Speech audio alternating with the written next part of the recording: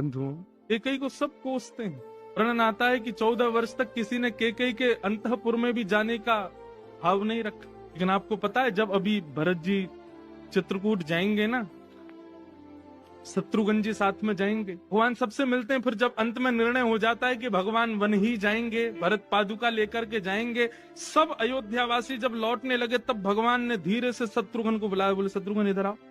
एकांत में ले जाकर के भगवान ने शत्रुघ्न का हाथ अपने हाथ में लिया और कहा, चंदो क्या? बोले, मेरी माँ केकई का तुम ध्यान रखो। भी स्थिति देख करके मैं समझ चुका हूँ कि माँ केकई से कोई जल के लिए भी नहीं पूछता है, लेकिन शत्रुघ्न मुझे वचन दे करके जाओ, मेरी माँ का तुम ध्यान रखो। क्यों?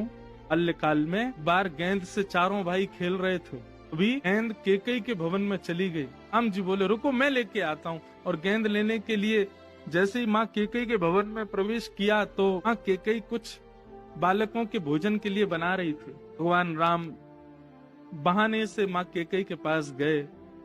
बोले, माँ क्या बना रही हो? बोले, खिचड़ी। नहीं माँ, खिचड़ी नहीं, मुझे खीर खानी है। राम जी खीर के लिए बोलते तो माँ ने चढ़ी हुई खिचड़ी को उतार दिया, तुरंत खीर बनाने लगी। मेरे राम को खीर चाहिए।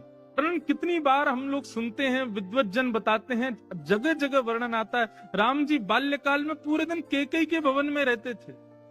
कौशल्या जी ने तो केवल जन्म दिया, पालन पोषण तो राम जी का माँ केकई नहीं किया। वो केकई ऐसे कैसे हो सकती है? भरत जी को भी विश्वास नहीं हो रहा है। कारण